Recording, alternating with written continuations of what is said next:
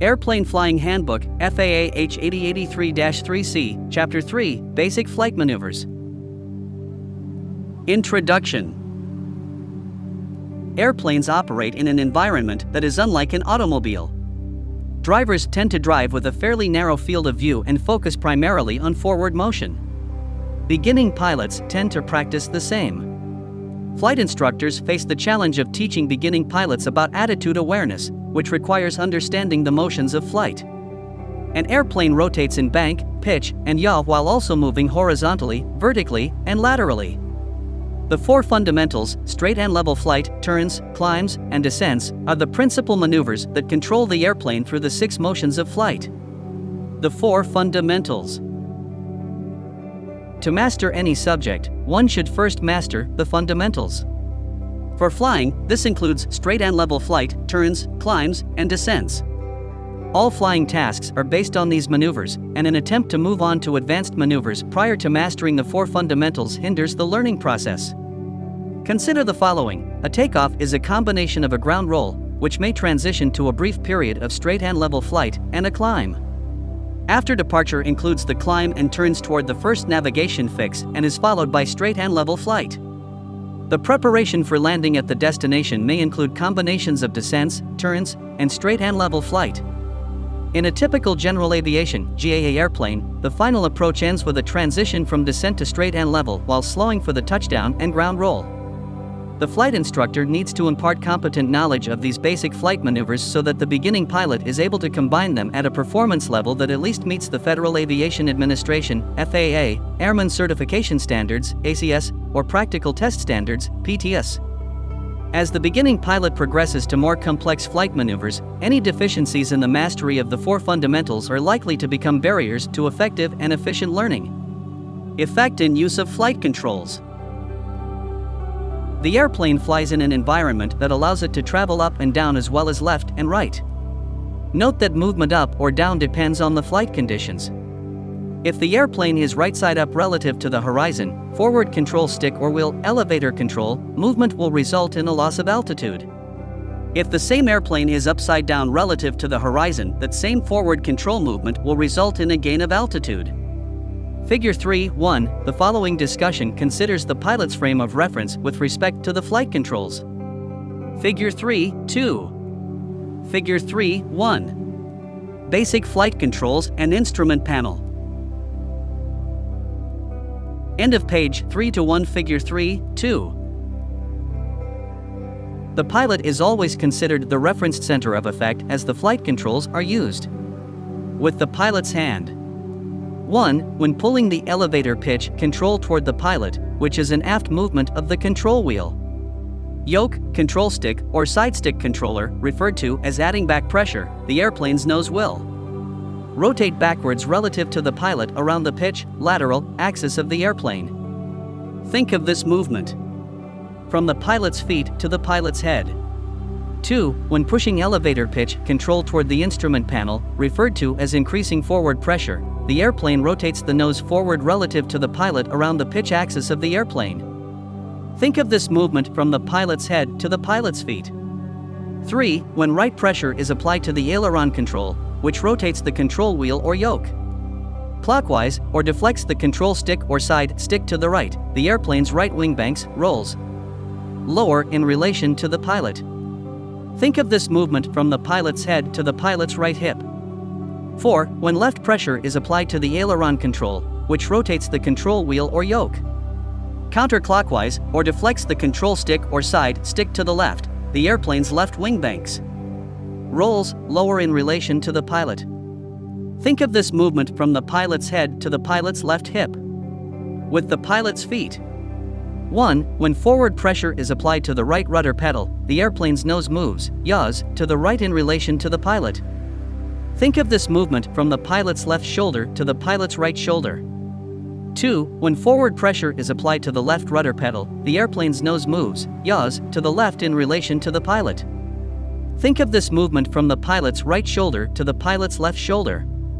End of page 3-2. While in flight, the control surfaces remain in a fixed position as long as all forces acting upon them remain balanced. Resistance to movement increases as airspeed increases and decreases as airspeed decreases. Resistance also increases as the controls move away from a streamlined position. While maneuvering the airplane, it is not the amount of control surface displacement the pilot needs to consider, but rather the application of flight control pressures that give the desired result. The pilot should hold the pitch and roll flight controls, aileron and elevator controls, yoke, stick, or side stick control, lightly with the fingers and not grab or squeeze them with the entire hand. When flight control pressure is applied to change a control surface position, the pilot should exert pressure on the aileron and elevator controls with the fingers only. This is an important concept and habit to learn. A common error with beginning pilots is that they grab the aileron and elevator controls with a closed palm with such force that sensitive feeling is lost. Pilots may wish to consider this error at the onset of training as it prevents the development of feel, which is an important aspect of airplane control. So that slight rudder pressure changes can be felt, both heels should support the weight of the pilot's feet on the floor with the ball of each foot touching the individual rudder pedals. The legs and feet should be relaxed. When using the rudder pedals, pressure should be applied smoothly and evenly by pressing with the ball of one foot. Since the rudder pedals are interconnected through springs or a direct mechanical linkage and act in opposite directions, when pressure is applied to one rudder pedal, foot pressure on the opposite rudder pedal should be relaxed proportionally. In summary, during flight, the pressure the pilot exerts on the aileron and elevator controls and rudder pedals causes the airplane to move about the roll, longitudinal, pitch, lateral, and yaw, vertical, axis. When a control surface moves out of its streamlined position, even slightly, moving air exerts a force against that surface. It is this force that the pilot feels on the controls. Feel of the airplane. The ability to sense a flight condition, such as straight and level flight or a dive, without relying on instrumentation is often called feeling the airplane. Examples of this feel may be sounds of the airflow across the airframe, vibrations felt through the controls, engine and propeller sounds and vibrations at various flight attitudes, and the sensations felt by the pilot through physical accelerations. Humans sense feel through kinesthesis, the ability to sense movement through the body, and proprioception, unconscious perception of movement and spatial orientation. These stimuli are detected by nerves and by the semicircular canals of the inner ear. When properly developed, kinesthesis can provide the pilot with critical information about changes in the airplane's direction and speed. However, there are limits in kinesthetic sense when relied upon solely without visual information, as when flying in instrument meteorological conditions, IMC. Sole reliance on the kinesthetic sense ultimately leads to disorientation and loss of aircraft control. Developing this feel takes time and exposure in a particular airplane. It only comes with dedicated practice at the various flight conditions so that a pilot's senses are trained by the sounds, vibrations, and forces produced by the airplane. The following are some important examples.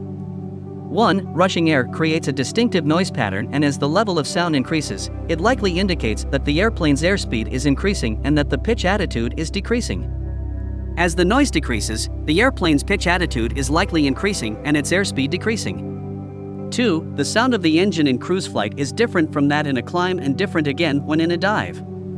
In fixed-pitch propeller airplanes, when the airplane's pitch attitude increases, the engine sound decreases, and as pitch attitude decreases, the engine sound increases. 3. In a bank turn, the pilot is forced downward into the seat due to the resultant load factor. The increased g-force of a turn feels the same as the pull-up from a dive, and the decreased g-force from leveling out feels the same as lowering the nose out of a climb. Sources of actual feel are very important to the pilot. This actual feel is the result of acceleration, which is simply how fast velocity is changing. Acceleration describes the rate of change in both the magnitude and the direction of velocity. These accelerations impart forces on the airplane and its occupants during flight. The pilot can sense vertical forces through pressure changes into the seat or horizontal forces while being pushed from side to side in the seat if the airplane slips or skids. These forces need not be strong, only perceptible by the pilot, to be useful. An accomplished pilot who has excellent feel for the airplane is able to detect even the smallest accelerations. The flight instructor should teach the difference between perceiving and reacting to sound, vibrations, and forces versus merely noticing them. It is this increased understanding that contributes to developing a feel for the airplane. A pilot who develops a feel for the airplane early in flight training is likely to have less difficulty during more advanced training. End of page 3-3. Attitude flying. An airplane's attitude is determined by the angular difference between a specific axis and the natural horizon. A false horizon can occur when the natural horizon is obscured or not readily apparent. This is an important concept because it requires the pilot to develop a pictorial sense of this natural horizon. Pitch attitude is the angle formed between the airplane's longitudinal axis, which extends from the nose to the tail of the airplane, and the natural horizon. Bank attitude is the angle formed by the airplane's lateral axis, which extends from wingtip to wingtip, and the natural horizon.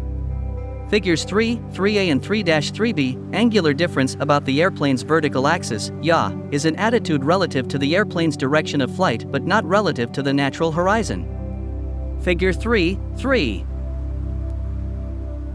A. Pitch attitude is the angle formed between the airplane's longitudinal axis, which extends from the nose to tail of the airplane, and the natural horizon. B. Bank attitude is the angle formed by the airplane's lateral axis, which extends from wingtip to wingtip, and the natural horizon. Controlling an airplane requires one of two methods to determine the airplane's attitude in reference to the horizon. When flying visually in visual meteorological conditions, VMC, a pilot uses their eyes and visually references the airplane's wings and cowling to establish the airplane's attitude to the natural horizon, a visible horizon. If no visible horizon can be seen due to clouds, whiteouts, haze over the ocean, night over a dark ocean, etc., it is IMC for practical and safety purposes.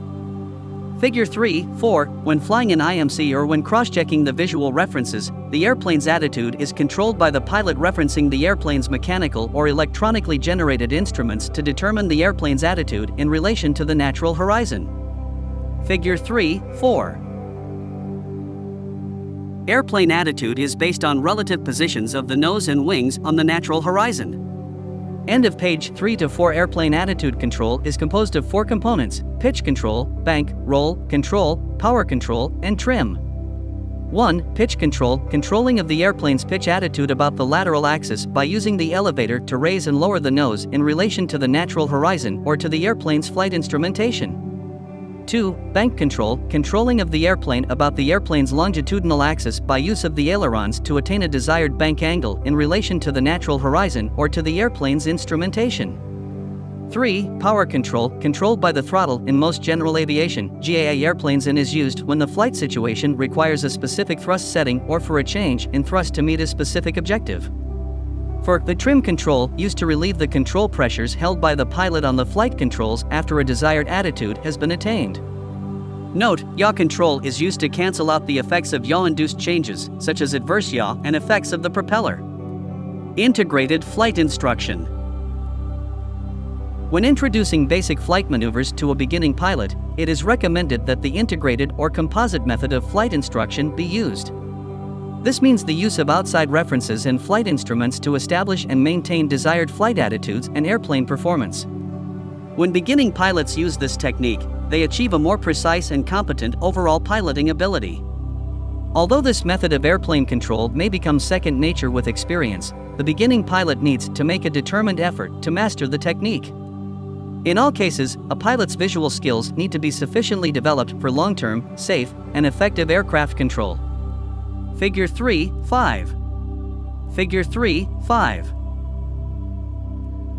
Integrated flight instruction teaches pilots to use both external and instrument attitude references. The basic elements of integrated flight instruction are as follows. 1. The pilot visually controls the airplane's attitude in reference outside to the natural horizon.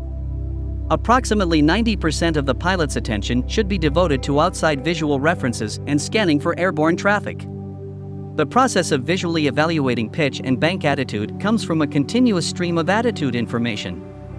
When the pilot perceives that the attitude is other than desired, the pilot should make precise, smooth, and accurate flight control corrections to return the airplane to the desired attitude. Continuous visual checks of the outside references and immediate corrections made by the pilot minimize the chance for the airplane to deviate from the desired heading, altitude, and flight path. End of page 3 to 5.1. The airplane's attitude is validated by referring to flight instruments and confirming performance. If the flight instruments display that the airplane's performance is in need of correction, the required correction needs to be determined and then precisely, smoothly, and accurately applied with reference to the natural horizon. The airplane's attitude and performance are then rechecked by referring to flight instruments.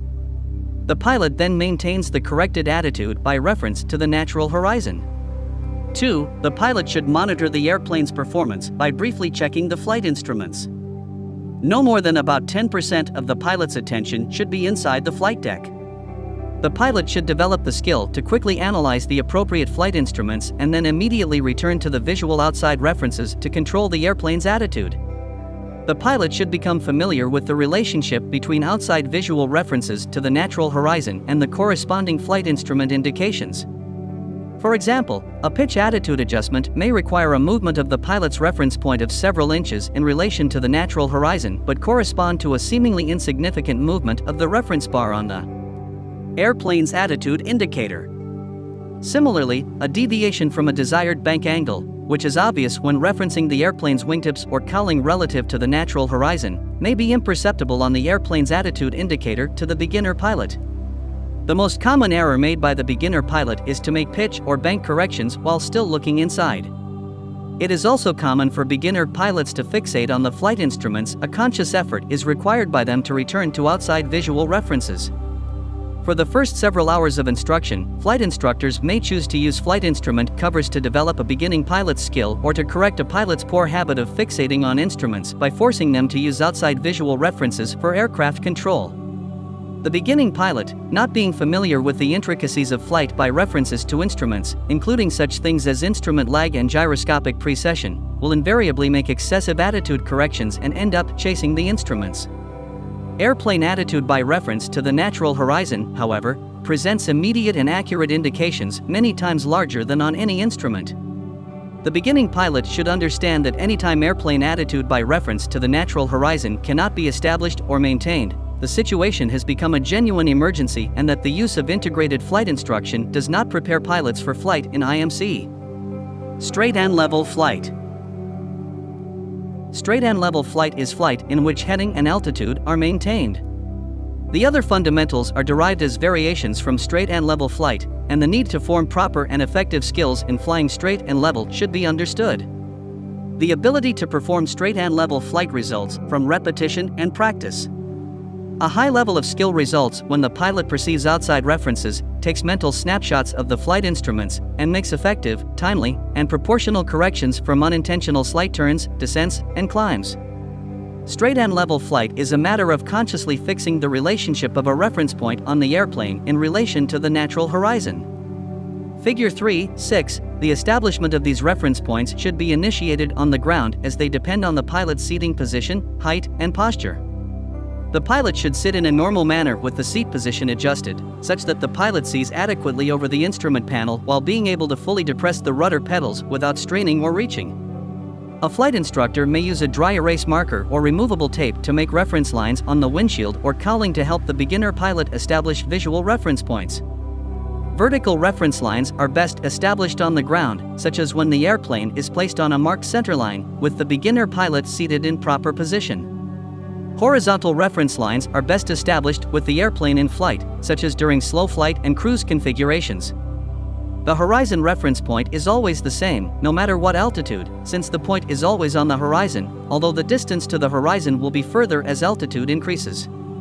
There are multiple horizontal reference lines due to varying pitch attitude requirements. However, these teaching aids are generally needed for only a short period until the beginning pilot understands where and when to look while maneuvering the airplane. Straight flight. Maintaining a constant direction or heading is accomplished by visually checking the relationship of the airplane's wingtips to the natural horizon. Depending on whether the airplane is a high wing or low wing, both wingtips should be level and equally above or below the natural horizon. Any necessary bank corrections are made with the pilot's coordinated use of ailerons and rudder. Figure 3.7. The pilot should understand that anytime the wings are banked, the airplane turns. The objective of straight flight is to detect and correct small deviations, necessitating minor flight control corrections. The bank attitude information can also be obtained from a quick scan of the attitude indicator, which shows the position of the airplane's wings relative to the horizon, and the heading indicator, which indicates if the airplane is off the desired heading. End of page 3-6. Figure 3.6. Nose reference for straight and level flight. Figure 3.7. Wingtip reference for straight and level flight. It is possible to maintain straight flight by simply exerting the necessary pressure with the ailerons or rudder independently in the desired direction of correction. However, the practice of using the ailerons and rudder independently is not correct and makes precise control of the airplane difficult. The correct bank flight control movement requires the coordinated use of ailerons and rudder. Straight and level flight requires almost no application of flight control pressures if the airplane is properly trimmed and the air is smooth. For that reason, the pilot should not form the habit of unnecessarily moving the flight controls. The pilot needs to learn to recognize when corrections are necessary and then to make a measured flight control response precisely, smoothly, and accurately. Pilots may tend to look out to one side continually, generally to the left due to the pilot's left seat position, and consequently focus attention in that direction. This not only gives a restricted angle from which the pilot is to observe, but also causes the pilot to exert unconscious pressure on the flight controls in that direction. It is also important that the pilot not fixate in any one direction and continually scan outside the airplane, not only to ensure that the airplane's attitude is correct, but also to ensure that the pilot is considering other factors for safe flight. Continually observing both wingtips has advantages other than being the only positive check for leveling the wings. This includes looking for aircraft traffic, terrain and weather influences, and maintaining overall situational awareness. Straight flight allows flying along a line. For outside references, the pilot selects a point on the horizon aligned with another point ahead. If those 2 points stay in alignment, the airplane will track the line formed by the 2 points.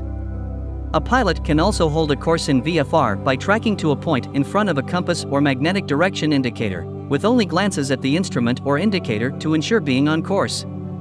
The reliance on a surface point does not work when flying over water or flat snow-covered surfaces. In these conditions, the pilot should rely on the magnetic heading indication. Level flight. In learning to control the airplane in level flight, it is important that the pilot be taught to maintain a light touch on the flight controls using fingers rather than the common problem of a tight-fisted palm wrapped around the flight controls. The pilot should exert only enough pressure on the flight controls to produce the desired result. The pilot should learn to associate the apparent movement of the references with the control pressures which produce attitude movement. As a result, the pilot can develop the ability to adjust the change desired in the airplane's attitude by the amount and direction of pressures applied to the flight controls without the pilot excessively referring to instrument or outside references for each minor correction. The pitch attitude for level flight is first obtained by the pilot being properly seated, selecting a point toward the airplane's nose as a reference, and then keeping that reference point in a fixed position relative to the natural horizon. Figure 3.8. The principles of attitude flying require that the reference point to the natural horizon position should be cross-checked against the flight instruments to determine if the pitch attitude is correct. If trending away from the desired altitude, the pitch attitude should be readjusted in relation to the natural horizon, and then the flight instruments cross-check to determine if altitude is now being corrected or maintained. In level flight maneuvers, the terms increase the back pressure or increase pitch attitude implies raising the airplane's nose in relation to the natural horizon, and the terms decreasing the pitch attitude or decrease pitch attitude means lowering the nose in relation to the natural horizon. The pilot's primary reference is the natural horizon. For all practical purposes, the airplane's airspeed remains constant in straight and level flight if the power setting is also constant. Intentional airspeed changes, by increasing or decreasing the engine power, provide proficiency in maintaining straight and level flight as the airplane's airspeed is changing. Pitching moments may also be generated by extension and retraction of flaps, landing gear, and other drag-producing devices, such as spoilers. Exposure to the effect of the various configurations should be covered in any specific airplane checkout. Common errors. A common error of a beginner pilot is attempting to hold the wings level by only observing the airplane's nose. Using this method, the nose's short horizontal reference line can cause slight deviations to go unnoticed. However, deviations from level flight are easily recognizable when the pilot references the wingtips, and, as a result, the wingtips should be the pilot's primary reference for maintaining level bank attitude. This technique also helps eliminate the potential for flying the airplane with one wing low and correcting heading errors with the pilot holding opposite rudder pressure. A pilot with a bad habit of dragging one wing low and compensating with opposite rudder pressure will have difficulty mastering other flight maneuvers. End of page 3 to 8. Figure 3, 8. Nose reference for level flight. Common errors include 1. Attempting to use improper pitch and bank frequent flights. 2. Forgetting the location of pre-selected reference points on subsequent flights. 3. Attempting to establish or correct airplane attitude using flight instruments rather than the natural horizon. 4. Chasing the flight instruments rather than adhering to the principles of attitude flying. 5. Mechanically pushing or pulling on the flight controls rather than exerting accurate and smooth pressure. 6. Not scanning outside the aircraft for other traffic and weather and terrain influences. 7. A tight palm grip on the flight controls resulting in a desensitized feeling of the hand and fingers. 8. Over-controlling the airplane. 9. Habitually flying with one wing low or maintaining directional control using only the rudder control. 10. Failure to make timely and measured control inputs after a deviation from straight and level.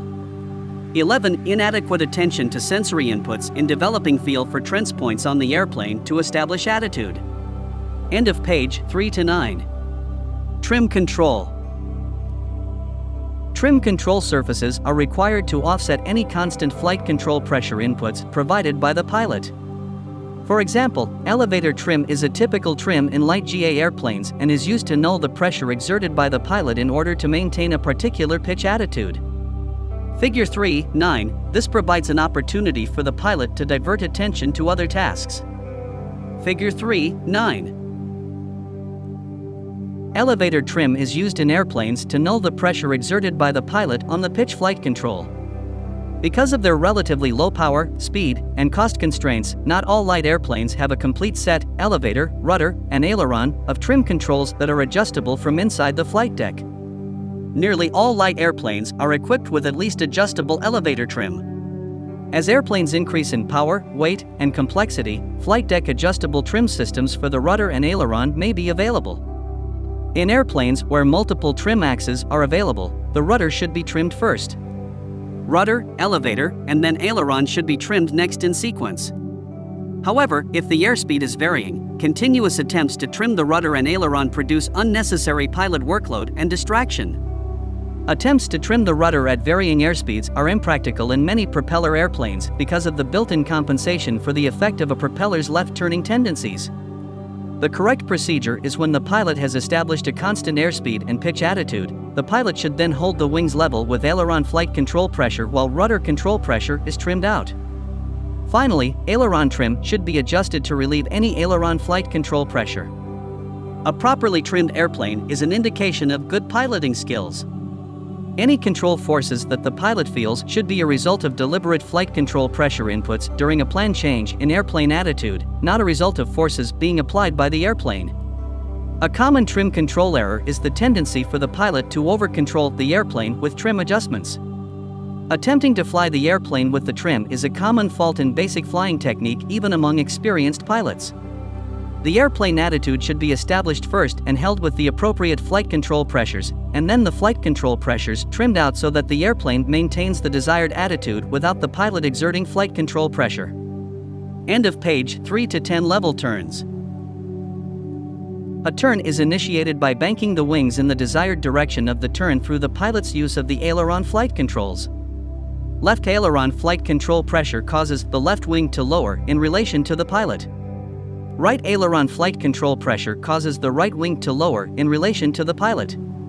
In other words, to turn left, the pilot lowers the left wing with aileron by left stick.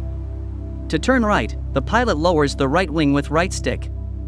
Depending on bank angle and airplane engineering, at many bank angles, the airplane will continue to turn with ailerons neutralized. The sequence could be as follows. 1. Bank the airplane, adding either enough power or pitching up to compensate for the loss of vertical lift. 2. Neutralize controls as necessary to stop bank from increasing and hold desired bank angle. 3. Use the opposite stick, aileron, to return airplane to level.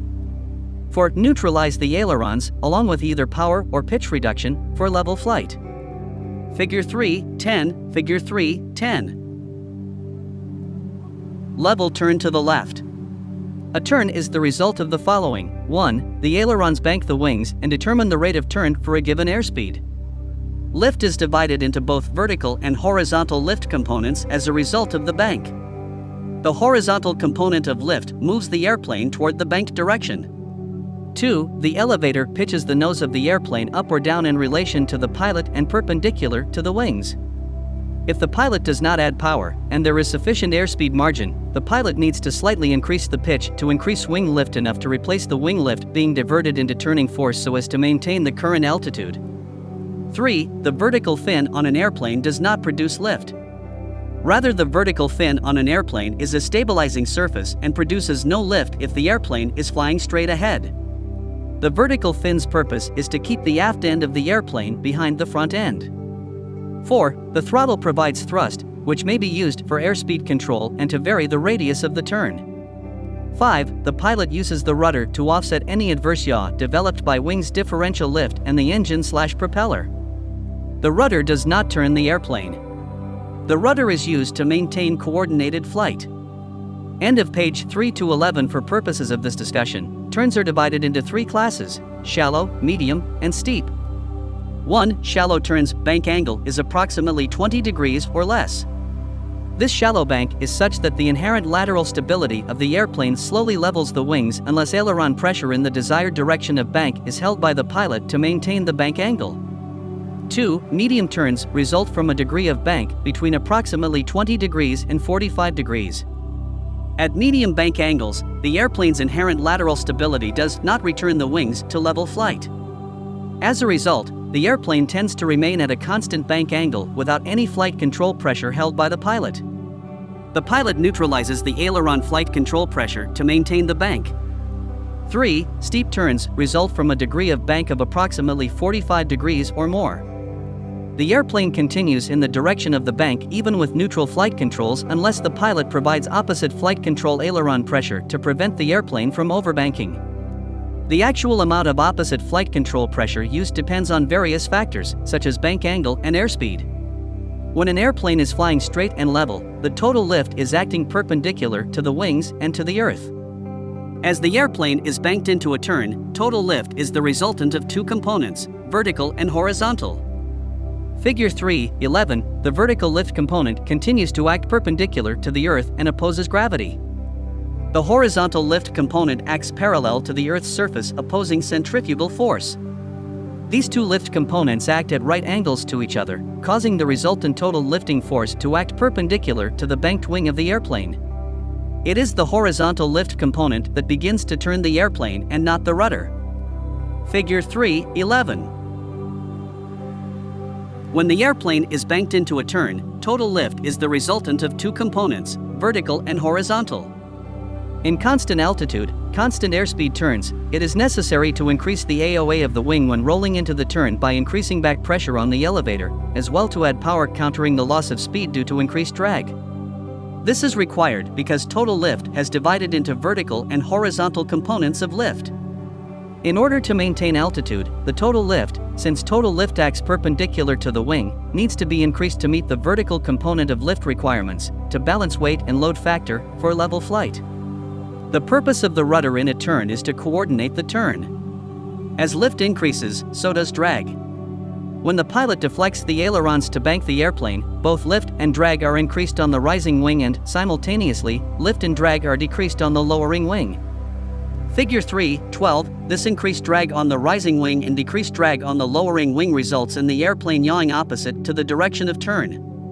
To counteract this adverse yaw, rudder pressure is applied simultaneously with the aileron deflection in the desired direction of turn. This action is required to produce a coordinated turn. Coordinated flight is an important part of airplane control. Situations can develop when a pilot maintains certain uncoordinated flight control deflections, which create the potential for a spin. This is especially hazardous when operating at low altitudes, such as when operating in the airport traffic pattern. End of page 3 to 12. Figure 3.12. The rudder opposes adverse yaw to help coordinate the turn. During uncoordinated flight, the pilot may feel that they are being pushed sideways toward the outside or inside of the turn. Figure 3.13, the pilot feels pressed toward the outside of a turn during a skid and feels pressed toward the inside of a turn during a slip. The ability to sense a skid or slip is developed over time, and as the feel of flying develops, a pilot should become highly sensitive to a slip or skid without undue reliance on the flight instruments. Figure 3.13. Indications of a slip and skid.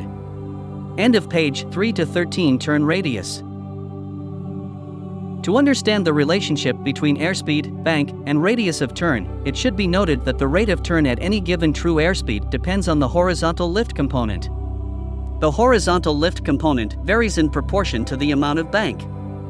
Therefore, the rate of turn at a given airspeed increases as the angle of bank is increased.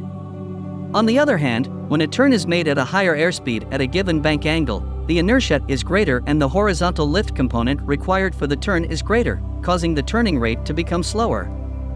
Figure 3.14, therefore, at a given angle of bank, a higher airspeed makes the radius of turn larger because the airplane turns at a slower rate. Figure 3.14. Angle of bank and airspeed regulate rate and radius of turn. As the radius of the turn becomes smaller, a significant difference develops between the airspeed of the inside wing and the airspeed of the outside wing. The wing on the outside of the turn travels a longer path than the inside wing, yet both complete their respective paths in the same unit of time. Therefore, the outside wing travels at a faster airspeed than the inside wing and, as a result, it develops more lift. This creates an overbanking tendency that needs to be controlled by the use of opposite aileron when the desired bank angle is reached. Figure 3.15, because the outboard wing is developing more lift, it also produces more drag. The drag causes a slight slip during steep turns that should be corrected by use of the rudder. Figure 3.15. Overbanking tendency. End of page 3 to 14. Establishing a turn. On most light single-engine airplanes, the top surface of the engine cowling is fairly flat, and its horizontal surface to the natural horizon provides a reasonable indication for initially setting the degree of bank angle. Figure 3.16, the pilot should then cross-check the flight instruments to verify that the correct bank angle has been achieved. Information obtained from the attitude indicator shows the angle of the wing in relation to the horizon. Figure 3.16. Visual reference for angle of bank. The pilot's seating position in the airplane is important as it affects the interpretation of outside visual references. A common problem is that a pilot may lean away from the turn in an attempt to remain in an upright position in relation to the horizon. This should be corrected immediately if the pilot is to properly learn to use visual references. Figure 3.17, Figure 3.17.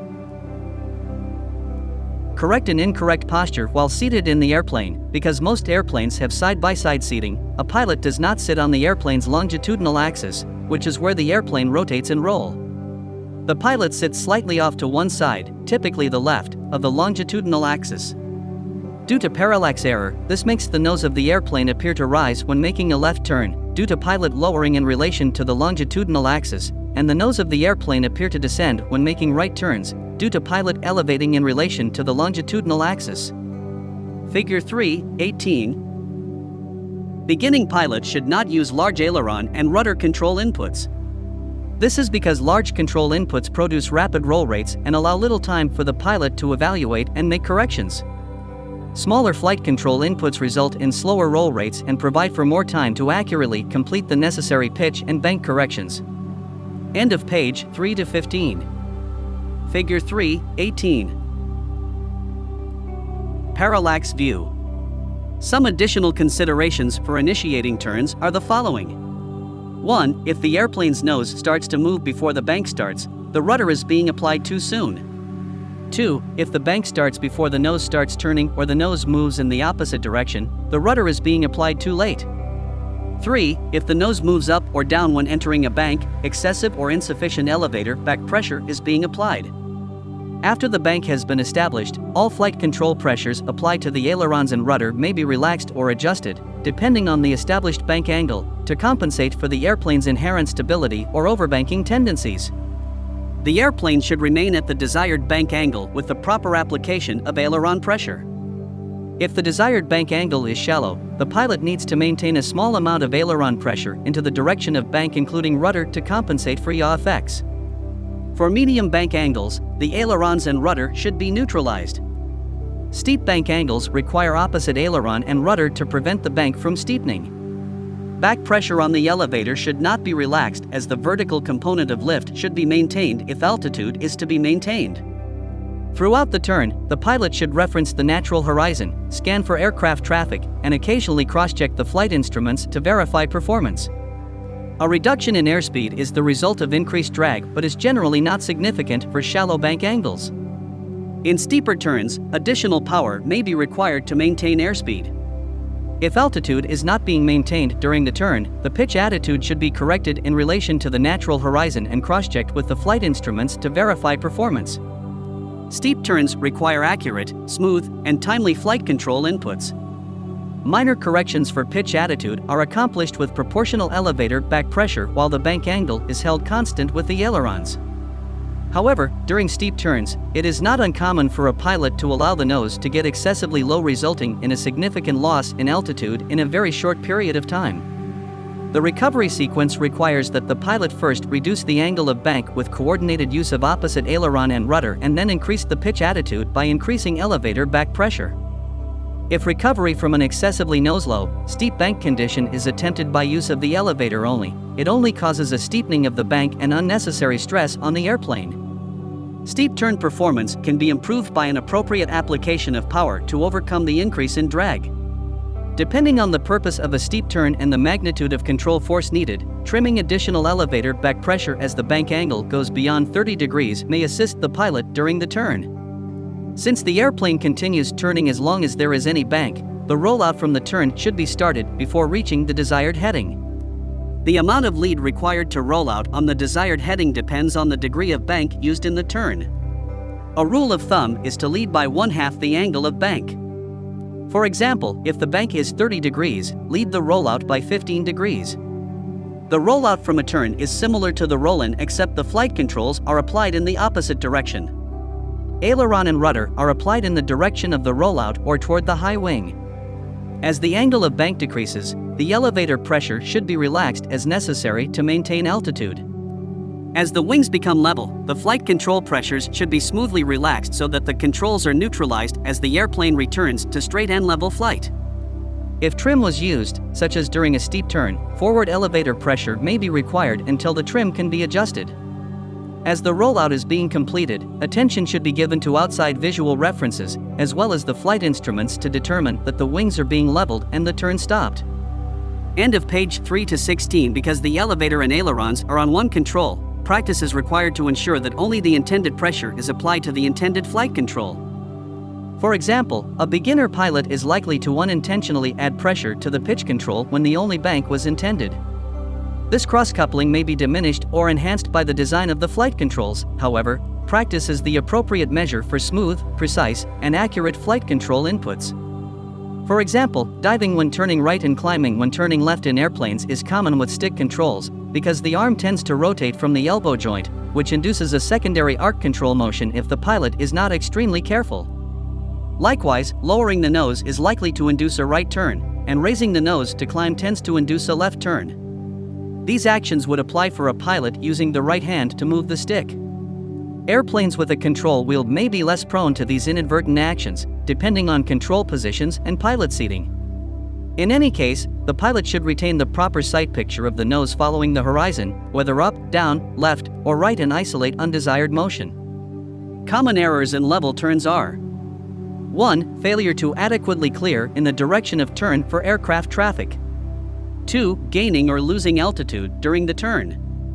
3. Not holding the desired bank angle constant. 4. Attempting to execute the turn solely by instrument reference. 5. Leaning away from the direction of the turn while seated. 6. Insufficient feel for the airplane as evidenced by the inability to detect slips or skids without flight instruments. 7. Attempting to maintain a constant bank angle by referencing only the airplane's nose. 8. Making skidding flat turns to avoid banking the airplane. 9. Holding excessive rudder in the direction of turn. 10. Gaining proficiency in turns in only one direction. 11. Failure to coordinate the controls. Climbs and climbing turns. When an airplane enters a climb, excess lift needs to be developed to overcome the weight or gravity. This requirement to develop more lift results in more induced drag, which either results in decreased airspeed or an increased power setting to maintain a minimum airspeed in the climb. An airplane can only sustain a climb when there is sufficient thrust to offset increased drag, therefore, climb rate is limited by the excess thrust available. The pilot should know the engine power settings, natural horizon pitch attitudes, and flight instrument indications that produce the following types of climb. 1. Normal climb, performed at an airspeed recommended by the airplane manufacturer. Normal climb speed is generally higher than the airplane's best rate of climb. The additional airspeed provides for better engine cooling, greater control authority, and better visibility over the nose of the airplane.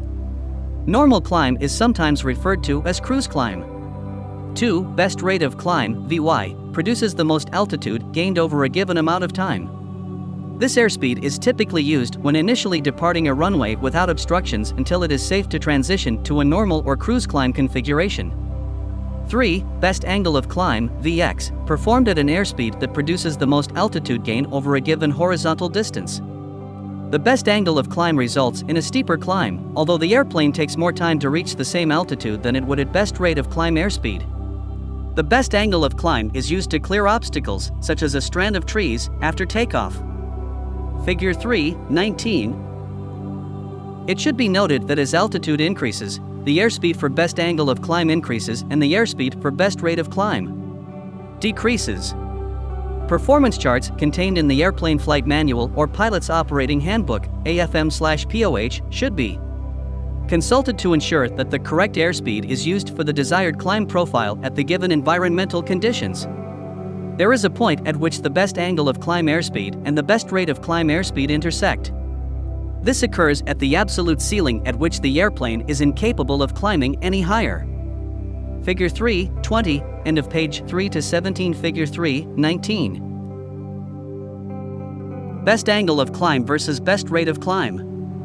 Figure 3.20. Absolute ceiling. End of page 3 to 18. Establishing a climb. A straight climb is entered by gently increasing back pressure on the elevator flight control to the pitch attitude referencing the airplane's nose to the natural horizon while simultaneously increasing engine power to the climb power setting. The wingtip should be referenced in maintaining the climb attitude while cross-checking the flight instruments to verify performance. In many airplanes, as power is increased, an increase in slipstream over the horizontal stabilizer causes the airplane's pitch attitude to increase more than desired. The pilot should be prepared for slipstream effects but also for the effect of changing airspeed and changes in lift. The pilot should be prepared to use the required flight control pressures to achieve the desired pitch attitude. If a climb is started from cruise flight, the airspeed gradually decreases as the airplane enters a stabilized climb attitude. The thrust required to maintain straight and level flight at a given airspeed is not sufficient to maintain the same airspeed in a climb. Increased drag in a climb stems from increased lift demands made upon the wing to increase altitude. Climbing requires an excess of lift over that necessary to maintain level flight. Increased lift will generate more induced drag. That increase in induced drag is why more power is needed and why a sustained climb requires an excess of thrust. For practical purposes, gravity or weight is a constant. A vector diagram shows why more lift is necessary during a climb, as the vertical component of lift generated from the wings is no longer perpendicular to the wings and adds to drag. The total vertical force is increased by adding a vertical component of thrust from the power plant, and the power should be advanced to the recommended climb power. On airplanes equipped with an independently controllable pitch propeller, this requires advancing the propeller control prior to increasing engine power. Some airplanes may be equipped with cowl flaps to facilitate effective engine cooling. The position of the cowl flaps should be set to ensure cylinder head temperatures remain within the manufacturer's specifications. Engines that are normally aspirated experience a reduction of power as altitude is gained. As altitude increases, air density decreases, which results in a reduction of power. The indications show a reduction in revolutions per minute (RPM) for airplanes with fixed pitch propellers. Airplanes that are equipped with controllable propellers show a decrease in manifold pressure. The pilot should reference the engine instruments to ensure that climb power is being maintained and that pressures and temperatures are within the manufacturer's limits. As power decreases in the climb, the pilot continually advances the throttle or power lever to maintain specified climb settings. The pilot should understand propeller effects during a climb and when using high power settings. The propeller in most airplanes rotates clockwise when seen from the pilot's position. As pitch attitude is increased, the center of thrust from the propeller moves to the right and becomes asymmetrical.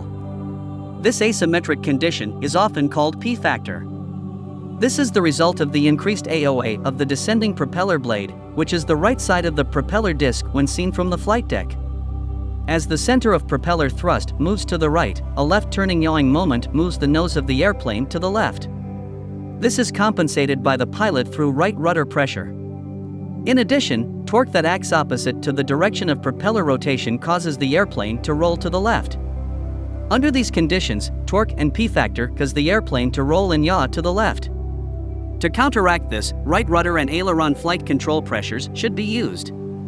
During the initial practice of climbs, this may initially seem awkward, however, after some experience the correction for propeller effects becomes instinctive. As the airspeed decreases during the climb's establishment, the airplane's pitch attitude tends to lower unless the pilot increases the elevator flight control pressure. Nose-up elevator trim should be used so that the pitch attitude can be maintained without the pilot holding back elevator pressure. Throughout the climb, since the power should be fixed at the climb power setting, airspeed is controlled by the use of elevator pressure.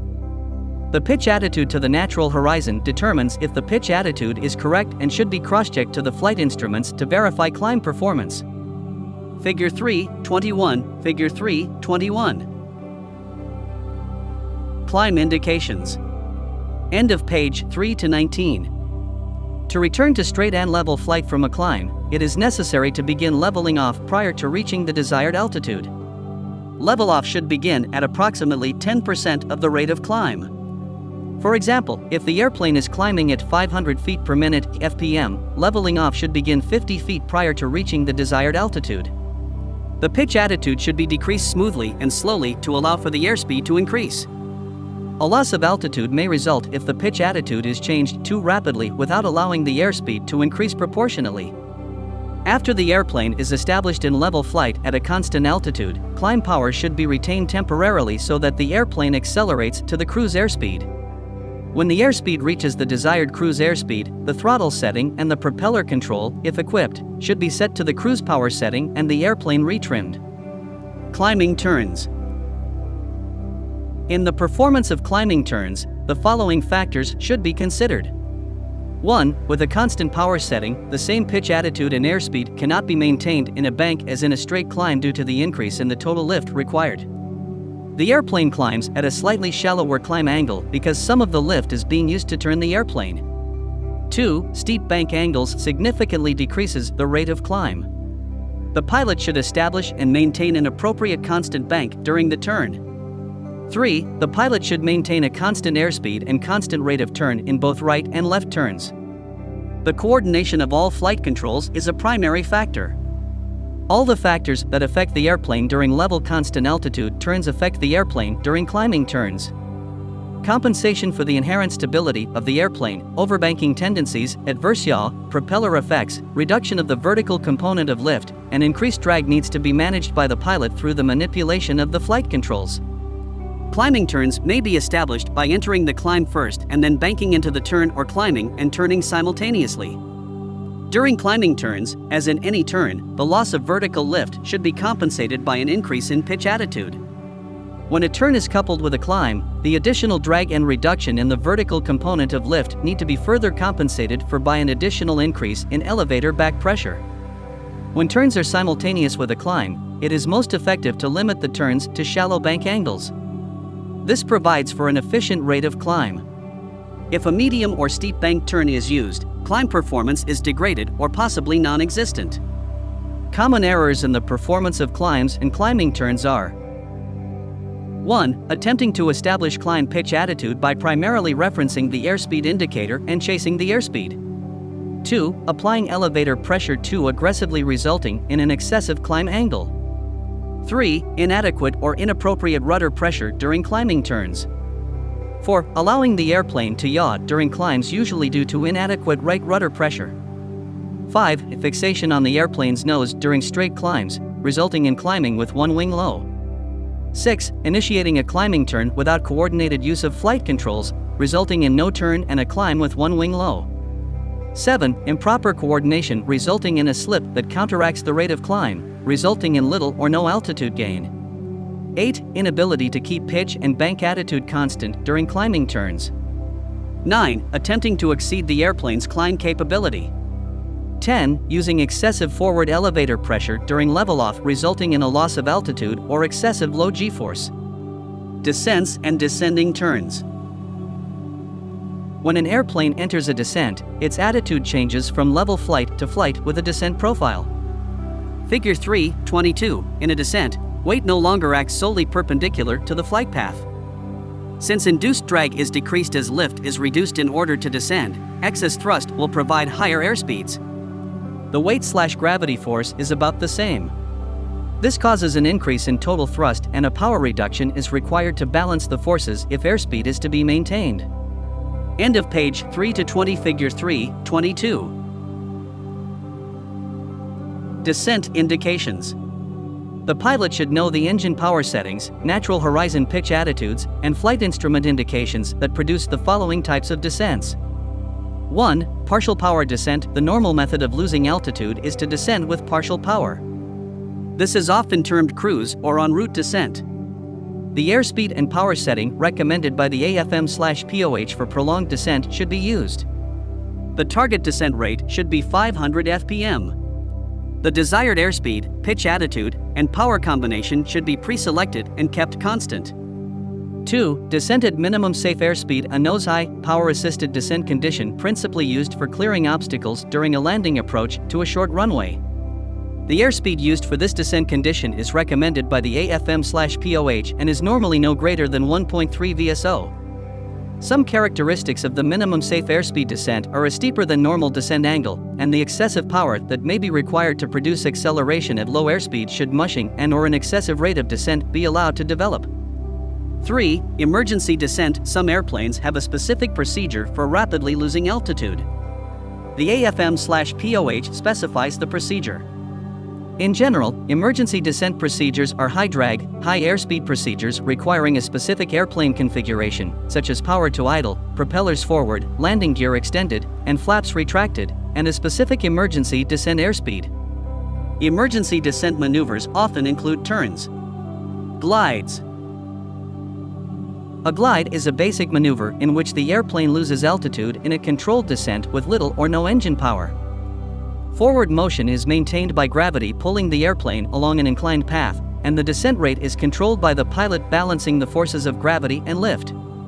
To level off from a partial power descent using a 1,000 feet per minute descent rate, the pilot should use 10%, 100 feet in this example, as the distance above the desired level-off altitude to begin raising the nose and adding power to stop the descent and maintain airspeed.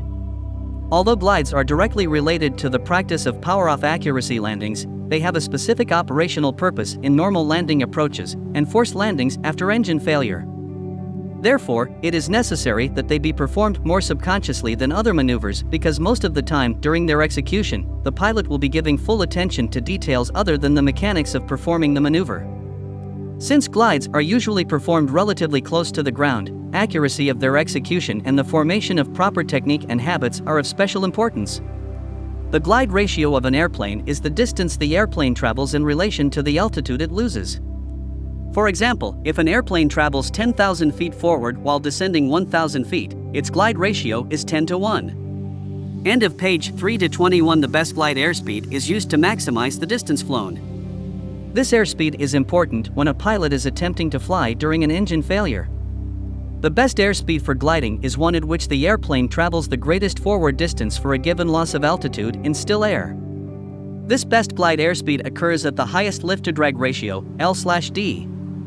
Figure 3.23. When gliding at airspeed above or below the best glide airspeed, drag increases. Any change in the gliding airspeed results in a proportional change in the distance flown. Figure 3.24. As the glide airspeed is increased or decreased from the best glide airspeed, the glide ratio is lessened. Figure 3.23. L/D max. Figure 3.24. Best glide speed provides the greatest forward distance. End of page 3-22. Variations in weight do not affect the glide angle provided the pilot uses the proper airspeed. Since it is the L/D ratio that determines the distance the airplane can glide, weight does not affect the distance flown. However, a heavier airplane needs to fly at a higher airspeed to obtain the same glide ratio. For example, if two airplanes having the same L/D ratio but different weights start a glide from the same altitude, the heavier airplane gliding at a higher airspeed arrives at the same touchdown point in a shorter time. Both airplanes cover the same distance, only the lighter airplane takes a longer time. Since the highest glide ratio occurs at maximum L/D, certain considerations should be given for drag-producing components of the airplane, such as flaps, landing gear, and cowl flaps. When drag increases, a corresponding decrease in pitch attitude is required to maintain airspeed. As the pitch is lowered, the glide path steepens and reduces the distance traveled. To maximize the distance traveled during a glide, all drag-producing components need to be eliminated if possible. Wind affects the gliding distance. With a tailwind, the airplane glides farther because of the higher ground speed. Conversely, with a headwind, the airplane does not glide as far because of the slower ground speed. This is important for a pilot to understand and manage when dealing with engine-related emergencies and any subsequent forced landing. During powered operations, the airplane design compensates for the effects of P-factor and propeller slipstream. While these effects disappear during a glide, the design compensation remains. During glides, it is likely that slight left rudder pressure will be required to maintain coordinated flight. In addition, the pilot needs to use greater deflection of the flight controls due to the relatively slow airflow over the control surfaces. Minimum sink speed is used to maximize the time that the airplane remains in flight. It results in the airplane losing altitude at the lowest rate. Minimum sink speed occurs at a lower airspeed than the best glide speed. Flight at the minimum sink airspeed results in less distance traveled. Minimum sink speed is useful in flight situations where time in flight is more important than distance flown. An example is ditching an airplane at sea. Minimum sink speed is not an often published airspeed but generally is a few knots less than best glide speed. In an emergency, such as an engine failure, attempting to apply elevator back pressure to stretch a glide back to the runway is likely to lead the airplane landing short and may even lead to loss of control if the airplane stalls. This leads to a cardinal rule of airplane flying: the pilot should not attempt to stretch a glide by applying back elevator pressure and reducing the airspeed below the airplane's recommended best glide speed. The purpose of pitch control during the glide is to maintain the maximum L/D, which may require fore or aft flight control pressure to maintain best glide airspeed. To enter a glide, the pilot should close the throttle and, if equipped, advance the propeller lever forward. With back pressure on the elevator flight control, the pilot should maintain altitude until the airspeed decreases to the recommended best glide speed. In most airplanes, as power is reduced, propeller slipstream decreases over the horizontal stabilizer, which decreases the taildown force, and the airplane's nose tends to lower immediately. To keep pitch attitude constant after a power change, the pilot should counteract the pitch down with a simultaneous increase in elevator back pressure. This point is particularly important for fast airplanes as they do not readily lose their airspeed. Any slight deviation of the airplane's nose downwards results in an immediate increase in airspeed. Once the airspeed has dissipated to best glide speed, the pitch attitude should be set to maintain that airspeed. This should be done with reference to the natural horizon and with a quick reference to the flight instruments. When the airspeed has stabilized, the airplane should be trimmed to eliminate any flight control pressures held by the pilot. Precision is required in maintaining the best glide airspeed if the benefits are to be realized. A stabilized, power-off descent at the best glide speed is often referred to as normal glide. The beginning pilot should memorize the airplane's attitude and speed with reference to the natural horizon and note the sounds made by the air passing over the airplanes. Structure, forces on the flight controls, and the feel of the airplane. Initially, the learner may be unable to recognize slight variations in airspeed and angle of bank by vision or by the pressure required on the flight controls. The instructor should point out that an increase in sound levels denotes increasing speed, while a decrease in sound levels indicates decreasing speed. When a sound level change is perceived, the learner should cross-check the visual and pressure references. The learner should use all three airspeed references, sound, visual, and pressure, consciously until experience is gained, and then remain alert to any variation in attitude, feel, or sound. After a solid comprehension of the normal glide is attained, the learner should be instructed in the differences between normal and abnormal glides. Abnormal glides are those glides conducted at speeds other than the best glide speed. Glide airspeeds that are too slow or too fast may result in the airplane not being able to make the intended landing spot, flat approaches, hard touchdowns, floating, overruns, and possibly stalls and an accident. Gliding turns. The absence of the propeller slipstream, P-factor, loss of effectiveness of the various flight control surfaces at lower airspeeds, and designed in aerodynamic corrections complicate the task of flight control coordination in comparison to powered flight for the learner. These principles should be thoroughly explained to the learner by the flight instructor. 3 elements in gliding turns that tend to force the nose down and increase glide speed are: end of page 3 to 23. 1. Decrease in lift due to the direction of the lifting force. 2. Excessive rudder inputs as a result of reduced flight control pressures. 3. The normal stability and inherent characteristics of the airplane to nose down with the power off. These 3 factors make it necessary to use more back pressure on the elevator than is required for a straight glide or a level turn, and they have an effect on control coordination. The rudder compensates for yawing tendencies when rolling in or out of a gliding turn. However, the required rudder pedal pressures are reduced as a result of the reduced forces acting on the control surfaces. A learner may apply excessive rudder pedal pressures based on experience with powered flight. This over-control of the aircraft may cause slips and skids and result in potentially hazardous flight control conditions. Some examples of this hazard are: 1. A low-level gliding steep turn during an engine failure emergency. If the rudder is excessively deflected in the direction of the bank while the pilot is increasing elevator back pressure in an attempt to retain altitude, the situation can rapidly turn into an unrecoverable spin. 2. During a power-off landing approach. The pilot depresses the rudder pedal with excessive pressure that leads to increased lift on the outside wing, banking the airplane in the direction of the rudder deflection. The pilot may improperly apply the opposite aileron to prevent the bank from increasing while applying elevator back pressure. If allowed to progress, this situation may result in a fully developed cross-control condition. A stall in this situation almost certainly results in a rapid and unrecoverable spin. Level off from a glide is really 2 different maneuvers depending on the type of glide. 1. First, in the event of a complete power failure, the best glide speed should be held until necessary to reconfigure for the landing. The pilot should plan for a steeper approach than usual. A 10% lead, 100 feet if the descent rate is 1,000 feet per minute, factor should be sufficient to slow the descent before landing. 2. Second, in the case of simulated power failure training, power should be applied as the 10% lead value appears on the altimeter. This allows a slow but positive power application to maintain or increase airspeed while the pilot raises the nose to stop the descent and retrims the airplane as necessary. The level off from a practice glide should be started before reaching the desired altitude because of the airplane's downward inertia. The amount of lead depends on the rate of descent and the desired airspeed upon completion of the level off.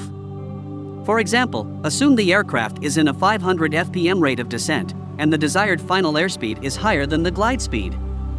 The altitude lead should begin at approximately 100 feet above the target altitude.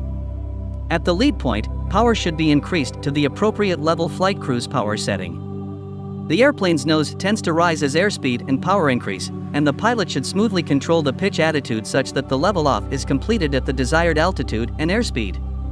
When recovery is being made from a gliding turn to a normal glide, the back pressure on the elevator control, which was applied during the turn, needs to be decreased or the airplane may pitch up and experience a loss of airspeed. This error requires considerable attention and conscious control adjustment to re-establish a normal glide airspeed. Common errors in the performance of descents and descending turns are: 1. Failure to adequately clear for aircraft traffic in the turn direction or descent. 2. Inadequate elevator back pressure during glide entry resulting in an overly steep glide. 3. Failure to slow the airplane to approximate glide speed prior to lowering pitch attitude. 4. Attempting to establish/maintain a normal glide solely by reference to flight instruments. 5. Inability to sense changes in airspeed through sound and feel. 6. Inability to stabilize the glide, chasing the airspeed indicator. 7. Attempting to stretch the glide by applying back elevator pressure. 8. Skidding or slipping during gliding turns and not recognizing the difference in rudder forces with and without power. 9. Failure to lower pitch attitude during gliding turn entry, resulting in a decrease in airspeed. 10. Excessive rudder pressure during recovery from gliding turns. 11. Inadequate pitch control during recovery from straight glide. 12. Cross-controlling during gliding turns near the ground. 13. Failure to maintain constant bank angle during gliding turns. End of page 3 to 24 chapter summary. The 4 fundamental maneuvers of straight and level flight, turns, climbs, and descents are the foundation of basic airmanship. Effort and continued practice are required to master the fundamentals. It is important that a pilot consider the 6 motions of flight: bank, pitch, yaw, and horizontal, vertical, and lateral displacement. In order for an airplane to fly from one location to another, it pitches, banks, and yaws while it moves over and above, in relationship to the ground, to reach its destination. The airplane should be treated as an aerodynamic vehicle that is subject to rigid aerodynamic laws. A pilot needs to understand and apply the principles of flight in order to control an airplane with the greatest margin of mastery and safety.